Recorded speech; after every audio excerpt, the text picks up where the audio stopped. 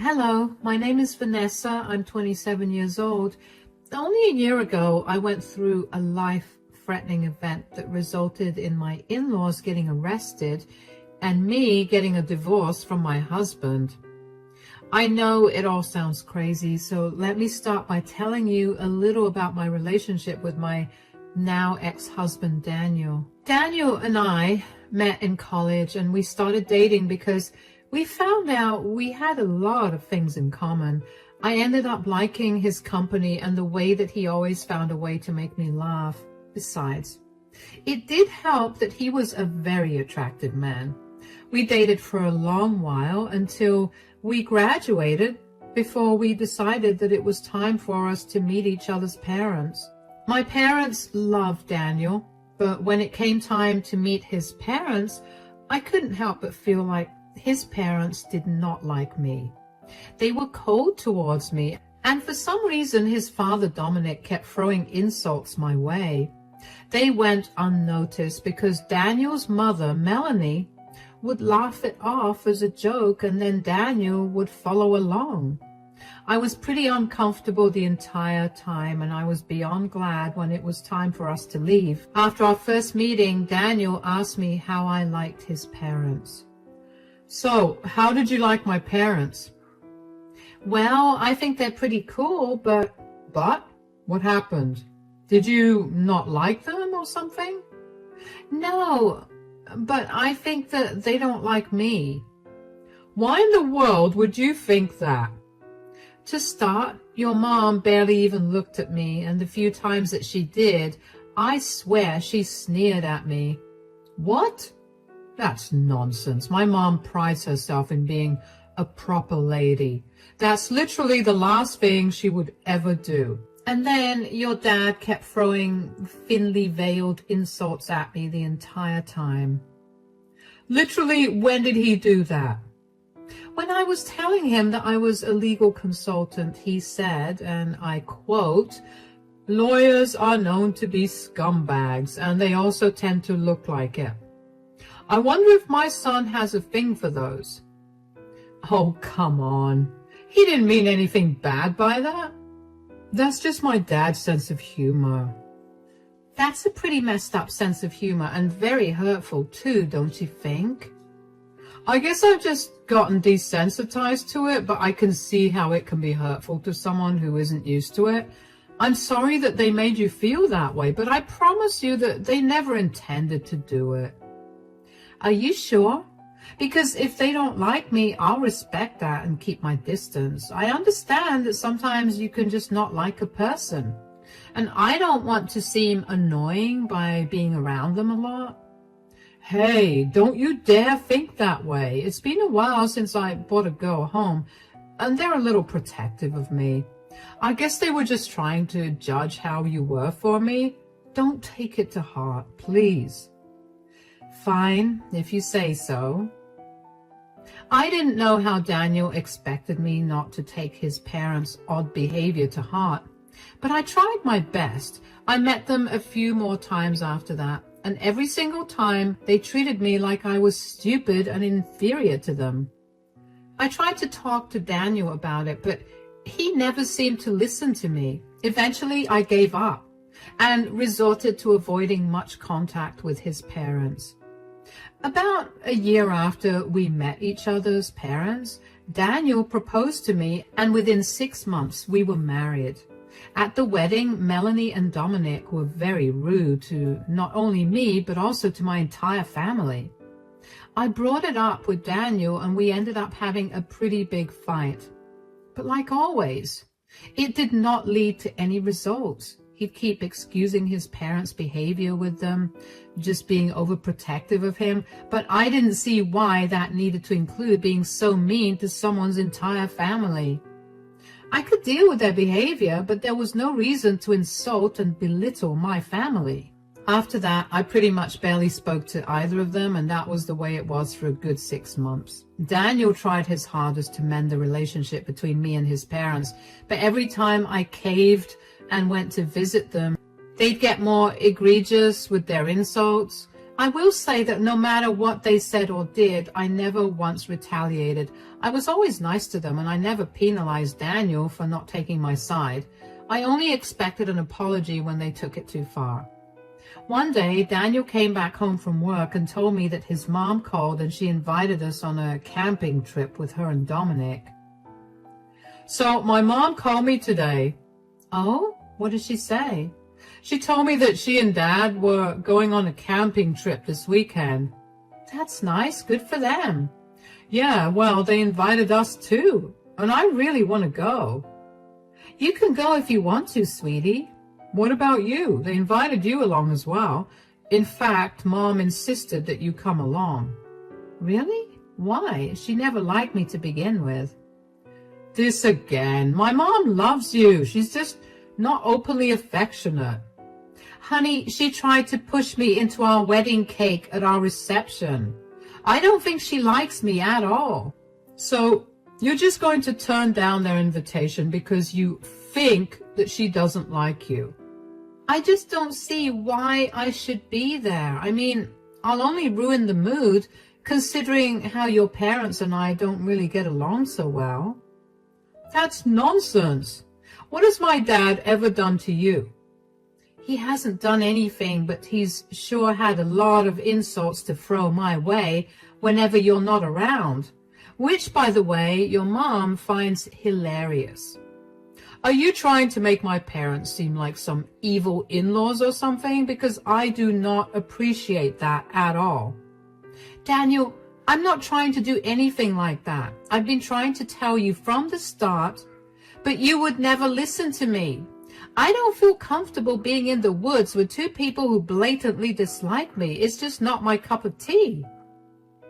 Why can't you see this as my parents' attempts to make things up then? I mean, they were adamant about bringing you along anyway. Maybe they're trying to clear all your suspicions about them not liking you. How would they even know about my suspicions? I may have told them about it, but only because I wanted you to be proved wrong so you can become comfortable around them. Daniel, you can't do that. How do you know that they won't dislike me even more now? I know they won't, and that they don't, because they've invited you to our camping trip. Keep in mind that this is a very important trip, because when I was growing up, we would go on camping trips to bond as a family. Trust me when I say that this is their roundabout way of telling you that they want to make things right with you. Fine, if you say so, but if I feel like even the smallest thing is off, you have to bring me back home. Absolutely. You have nothing to worry about. I was still very skeptical about going on this trip with Daniel's parents. They had made it abundantly clear that they did not like me, so for them to insist that I come along on some camping trip with them made me feel like there was something wrong. This feeling did not go away, and I tried my best to ignore it because I wanted to desperately believe that the invitation was their attempt to fix our relationship. When the day for the camping trip finally came, I couldn't help but notice how antsy Daniel was. I asked him if everything was all right, and he told me that he was worried about whether I'd be able to keep up with all the hiking involved. I assured him that I was, and then his parents arrived to pick us up. On the drive to the campsite, I ended up falling asleep because the anxiety about the trip kept me up the previous night and on my toes during the entire day. So I had no idea where we had gone, which was my first mistake. When we got there, we parked the car a good while away from the camping spot and hiked for about an hour and a half before we finally found a place to camp. We set up our tents. Each couple shared a tent and unpacked the food we'd bought. It had been a relatively good time by that point. Melanie and Dominic had been surprisingly nice, and I enjoyed it. After dinner was done, I thanked both of them for inviting me along. Thank you so much for inviting me along on this camping trip. Daniel told me about how important these camping trips are to you guys, and it makes me feel so nice that you invited me to join you. Of course, you're our daughter-in-law now. You're part of our family. And also, Daniel told us about how you'd been feeling around us. Oh, forget about it. That was just something I confided in him about because I was insecure and probably overthinking things. No, we can't just let it go. We did not mean to make you feel that way. And we're really sorry that we did. We weren't trying to make fun of you or be cold towards you. It's just that since Daniel was born, it had always been the three of us. He's our only son, and we tend to be very protective of him. One could even argue too protective of him. We didn't mean to hurt or upset you, and we're sorry that we did. I get that. I mean, I love Daniel with all my heart, and he's a wonderful man. I see why you guys care so much, and I can assure you that I too want only the best for him. Yeah, she makes me very happy, and there's nothing better that I could have asked for. I'm glad that's the case. As long as you keep him happy, I'm sure we'll never run into any problems together. Dominic, don't say it like that. It sounds like we're threatening her, and that's the opposite of what we want to achieve today. It's okay. I'm sure that Dominic was only trying to be funny. Sure. Anyways, where's the hot chocolate, Melanie? Oh, yes, it's in our tent. I'll pour us some cups and be right back. Hot chocolate? Oh, yeah, my mom makes a mean hot chocolate. I swear she must put some magic in it because no hot chocolate has ever tasted as good as hers. Well, then, I'm excited to try it. I was genuinely happy that night. I never expected my relationship with Melanie and Dominic to get any better. I was happy with things being the way they were, as long as Melanie and Dominic were a little more civil. But to hear them apologize and provide kind of reasonable reasons for their behavior made me feel like there was hope for my future with them. Just after Daniel told me how good Melanie's hot chocolate was, she came out of her tent and gave me a full cup of hot chocolate. I did notice that she was very particular about which cup was mine, but I didn't pay any attention to that because I was so happy about our previous conversation. For starters, her hot chocolate was very average. I didn't see why Daniel hyped it up so much, but I appreciated it out loud just to keep the good ambience going. I'm only saying this because I want to be a little petty, and it sets a good tone for what I'm going to tell you about what happened next. As I was reaching the end of the cup of hot chocolate, I began to feel very drowsy. I don't remember how or when I ended up in my sleeping bag, but I did. When I woke up the next day, I felt groggy and I had an almost head-splitting headache. My stomach was also feeling very weird, but I didn't have time to focus on that because I was suddenly very aware of how I was sleeping in a sleeping bag without a tent to cover me. In fact, Melanie and Dominic's tents were gone as well. Out of panic, I picked my phone up to call them only to realize that I had no network. I felt panic rising in my chest. I couldn't believe that I had been abandoned. I tried calling out to them and I hoped desperately that they were playing some sick joke. But after half an hour of calling out to them, I finally made peace with the fact that I was abandoned in the middle of nowhere with nothing on me. They had taken everything I had to. With nothing else to do, I decided to walk around to see if I could find my way out. I think I walked around for at least an hour before I was approached by a man. Hey there. Hey. I'm sorry, I'm not trying to be creepy, but I couldn't help but notice that you seem a little lost. Well, I have no idea where I am. Not that you could help me. Wait, can you? Yeah, of course, I'm the park ranger. See, here's my name tag. I'm Sean, by the way. My buddy and I were scouring the area because we thought we heard the rustling of leaves and such, and we figured that there was someone around here. You know, this is a prohibited zone, right? Oh my gosh, I'm so sorry. I had no idea. It's okay. You do look a little worse for wear. Why don't you follow me to the cabin and tell me how exactly you got lost? Sure. What do you want to know exactly? I came here camping. I went to sleep, and when I woke up, it was late in the afternoon, and I was lost. Did you come here to camp alone? No, I came here with my husband and his family, but they all left me behind, which is why I ended up wandering around so I could find some way to get back home. They just left you behind? Yeah, and the funniest part is that I was just beginning to think that his parents liked me. Turns out they didn't. That's rough. But how did you not hear them clear everything out? I mean, they couldn't have been very quiet. I know, right? That's what I was thinking too. I mean, I even slept in very late, and that never happens. I have a very strong built-in clock that never lets me sleep past 8 a.m. no matter when I go to sleep. Your body clock is amazing, but your not waking up is odd. Do you think there was any foul play at hand? You know what? Maybe there was.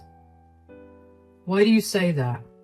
Well, last night I had my mother-in-law's famous hot chocolate, which after I finished drinking, I began to feel really drowsy.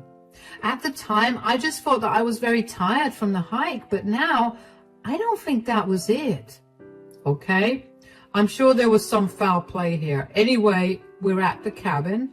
I'll call our main office to get you a ride there, and then we can figure out how to deal with your situation. Thank you so much for helping me. Of course, that's my job here. I was so grateful for Sean. I mean, if he hadn't found me, I don't know what would have become of me. I will admit that I was slightly terrified when he approached me. I mean, think of all the horror films you've watched. Nothing good has ever come out of a man approaching a lady in the woods. Not to mention, Sean wasn't wearing any uniform, so I was even more terrified. But one look at his badge and I felt better. It took us a while to get to the cabin. After we got to the cabin, Sean called for a vehicle to take me out of the dense wood.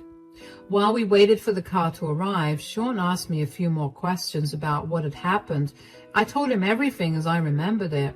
Sean asked me if I wanted to get the police involved in what happened. He told me that he had a few friends at the police station in our district, and he could help me out if I wanted to. At first, I was tempted to tell him no out of pure alarm, but then, the more I thought about it, the more I realized that it would be best if I did at least get some revenge on Daniel, Melanie, and Dominic. I needed to find out if they drugged me and what they used to drug me. So I told Sean that I would be okay with getting the police involved, and he quickly made a few phone calls.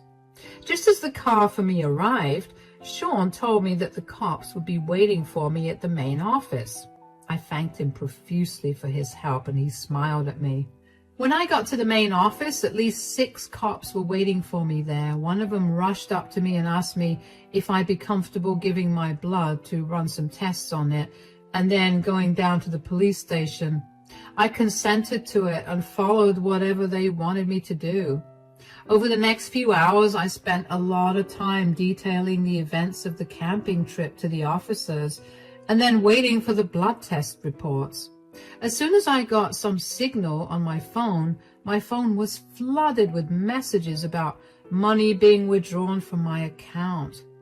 Now, I didn't have anything on me, so I knew that either Melanie, Dominic, or Daniel was stealing from me. I immediately told the officers about this, and they looked into it.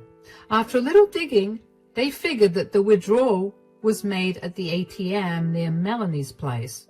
By this point, I was practically shooting steam from my ears because of how angry I was. I couldn't believe the audacity of that family. I couldn't wait for them to be put in their places. When the reports finally came, I was told that I had been administered a near lethal amount of sleeping pills. My heart started racing when I heard that. I couldn't believe that I was even alive, and that Melanie and Dominic would go so far as to show me how much they hated me. The officers told me that all 3 of them would be charged with drugging and robbery if I wanted to press charges, and you can bet That was what I wanted to do. The officers asked me if I would like to ride along with them, and of course I wanted to. I wanted to be there to see the shock on their faces when they saw how their actions caught up to them. After the officers got a warrant for the arrest of Melanie, Dominic, and Daniel, and a warrant to search their house, we were off. When we finally got there, I walked up to the door and knocked on it. Keep in mind, by this point, it's well past 9 p.m. and not once did I hear anything from the three of them. Melanie opened the door and looked shocked to see me with 6 cops standing behind me. Hey, Vanessa, where have you been? We've been worried sick. Save it, Melanie. You guys tried to drug me and rob me. That's not true. Oh, really? Then why did I wake up all alone in the forest with nothing on me except my phone, which I had thankfully kept in my pocket, and you lot didn't seem to check? What?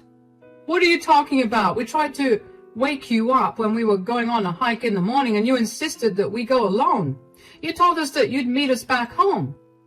Are you seriously lying to my face right now? I'm not. And this is a family matter. Why did you involve the cops in this? I had to because I had been drugged and left alone in the woods. Besides, they're here to arrest you guys. Arrest us? Why in the world? Officers? She's always been very unstable, and she's been prone to making up lies to suit her narratives. We've been nothing but kind to her, and she's always tried to pick on us for it. That's a load of lies, and you know it. How can you even prove that we drugged and robbed you? This is unconstitutional. Right here. I have my blood reports which show that I had a near lethal amount of sleeping pills in my system. You could have taken them yourself. How can you prove that we did it? Daniel knows that I don't have any sleeping pills because they mess me up badly, and I feel groggy and restless for the rest of the day. There has never been a time in our entire relationship where I've taken sleeping pills. So, they could have been Daniel's pills that you stole. You don't like nature, and maybe you were trying to fall asleep quicker. I know for a fact that Daniel didn't carry them because I packed our bags for the trip, and he had been home all day, so he could not have gone out and bought them either. So that just leaves you, Melanie, and you, Dominic. We did not do that. As for the robbery, once I managed to get the network on my phone, I got a ton of messages telling me that so-and-so amount of money has been debited from my account. A quick look at where this money had been withdrawn shows me the ATM just a block away from your house. That's circumstantial. You have no way to prove that we did any of that. You just hate us, and you want us to not be a part of Daniel's lives. Do I want that, or are you projecting onto me what you wanted to do with me? Anyway, everything I just said will be proven now. The police have a warrant to search the house and your car.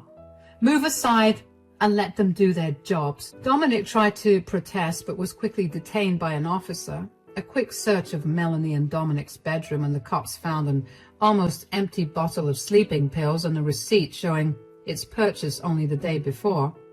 I don't know about you, but that's pretty incriminating evidence.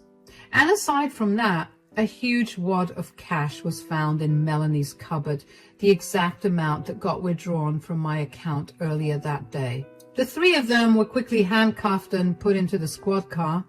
Another small victory for me was that Melanie and Dominic's yelling drew the attention of a few of their neighbors, who all came outside and witnessed the three of them getting arrested and put into the police squad cars. I was glad that their good reputation around the neighborhood was going to go to the trash. Thankfully, all of my things were in their house, so I had my keys and wallet safely in my possession pretty quickly. One of the officers escorted me home after the three of them got arrested, and I thanked him a lot for everything he did. When I opened the door to my home, I finally felt all the emotions that I had held myself back from feeling. I pretty much broke down as all the stress and hurt crashed down on me. I couldn't think of a single thing I did to any of them for them to have treated me that way, especially Daniel. My answers did come to me, but only after months of courtroom visits for the trial of Melanie and Dominic. What about Daniel? Well, he turned on his parents and said that he was coerced into doing it. He said that he was only a witness to everything that happened and that he never did anything to aid his parents. There was no evidence to prove otherwise, so Daniel only got a few hours of community to complete. During this entire time, I filed for a divorce from Daniel. Right after he got let go by the police, he decided that the first thing he needed to do was come visit me. I saw that he was standing at my door through the security camera and debated opening the door to him. I got too curious, so I ended up opening the door. Hi, Vanessa. What do you want? Look, I just wanted to apologize for everything that my parents did to you. I realize now that you were right about them not liking you. I should have listened to you, and I'm sorry that I didn't. Your apology means nothing to me right now, and don't act like you weren't a part of their entire scheme. I wasn't. They forced me to go along with them. How did they do that? Did they tie you up and take you hostage? Did they drug you too? Did they blackmail you? No, they just told me to follow along without asking any questions. Why did you think it would be a good idea to come here and apologize to me? You clearly didn't care about me. I was gone for almost an entire day, and not once did you try to find me. Just because I didn't try to find you doesn't mean I wasn't worried sick. Right, because being worried sick would have saved me if I had been harmed or hurt. Thank you, Daniel, for taking such good care of me. I know that I hurt you deeply and that I've definitely hurt our relationship, but if you could just give me a chance to prove... Chance? Ha! You're not getting any chances, Daniel. I want nothing to do with you. This is it. The end. You need to leave me alone and never interfere with my life again. But I didn't do anything. It was all my parents doing. Yeah, you didn't do anything, but that's exactly the problem, isn't it? You just stood by and watched as your parents almost killed me and robbed me. You're lucky that you got away without a punishment. You'll be served the divorce papers soon. Goodbye. I slammed the door in Daniel's face and couldn't help the large smile that bloomed across my face. I had finally won, and I managed to get a hold of my life again. I didn't have to worry about whether I was overthinking things again and if I was going crazy. A few weeks after Daniel's hearing was done, Melanie and Dominic's hearings took place. They pleaded guilty to all their charges and were sentenced to 10 years in jail for it. They were also ordered to reimburse me for all the emotional damage that they had inflicted on me. Let me tell you, nothing was more satisfying than seeing the two of them listening to the sentences for their crimes with their heads held low. The once proud and egoistic people were finally brought down to earth thanks to their actions. I was only lucky that day that I happened to run into Sean, who, by the way, has become a good friend now, although I think it's safe to say that I'm done with camping now. As for Daniel and my divorce, thankfully, Daniel didn't make it a hassle. It went off pretty smoothly and we divided all our assets equally. Daniel did try to apologize to me again, and when he realized that it was not working, he got angry and blamed me for everything wrong that happened in his life. He said that his parents were right for trying to kill and rob me. All I could think of when I heard him say that was, wow, I dodged a bullet. It's been really good for me right now. I'm finally breathing easier, and I feel like I'm in control of things again. If there's one thing I've learned through this entire experience, it's to never ignore your intuition. If I had just listened to it when I thought of how odd it was when Daniel's parents insisted I come camping with them, I would not have gone through something life-threatening. I'm lucky that things worked out well for me, though, and it could not have happened without the help of some very nice people that fate happened to put in my way.